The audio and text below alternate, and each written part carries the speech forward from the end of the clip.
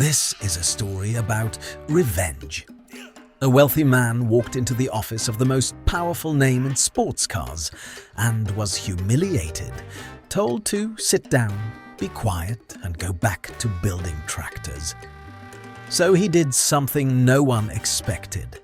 He set out to build a car so perfect, so beautiful, that it would make the king of sports cars look like a fool. And he succeeded beyond anyone's wildest dreams. His name was Ferruccio Lamborghini. Born to a poor farming family in the north of Italy, he had a genius for machines. After the war, he started building tractors, and he became very, very rich. And like many rich men in Italy, he fell in love with fast, beautiful cars. He bought the best money could buy. The car every wealthy Italian dreamed of, a Ferrari.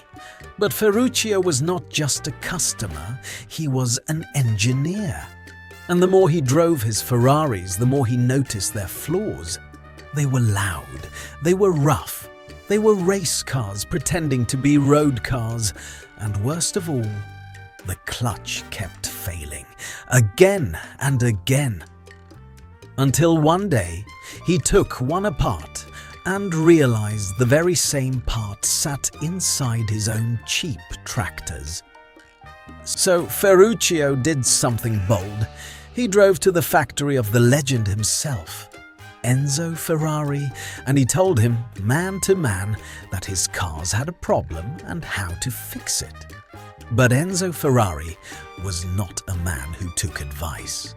He looked at the tractor maker and, as the story goes, he sneered. The problem, he said, was not the car. The problem was the peasant behind the wheel. Go back to your tractors. You will never know how to drive a Ferrari. It was a humiliation Ferruccio would never forget. He left Maranello burning with anger, and somewhere on that long drive home, a decision hardened in him. If Ferrari would not fix his cars, then he would build his own. A car quieter, faster, and more beautiful than anything with a prancing horse on the hood. Not to race it, to beat him.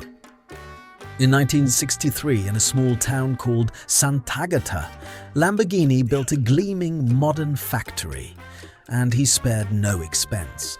He hired the brightest young engineers in Italy, poached the best talent he could find, and gave them one mission: build the perfect grand touring car.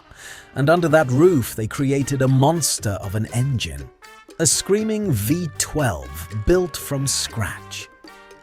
The first Lamborghini was everything a Ferrari was not, just as fast, but smooth, refined, and quiet enough to actually enjoy. A gentleman's rocket. It was gorgeous. It was brilliant. And in Maranello, Enzo Ferrari finally started to pay attention. But Ferruccio was only getting started, because in 1966 his team unveiled something that changed the automobile forever. They took that huge V12 and mounted it in the middle of the car, right behind the driver. It sat low, impossibly low, curved like a work of art. They called it the Miura, and when the covers came off, the world lost its mind. It was the most beautiful, most advanced car anyone had ever seen. The first true supercar, and nothing Ferrari built could touch it. And for his badge, Ferruccio chose the perfect symbol. He was born under the sign of the bull. He loved the drama of the bullfight, so he put a raging, charging bull on the nose of every car he made, a beast built to attack and to gore its rival. The tractor maker had become the bull, and the bull had gored the horse. Ferruccio never did go racing. He thought it was a waste of money. And years later, when hard times came, he sold his company and retired quietly to make wine on his estate.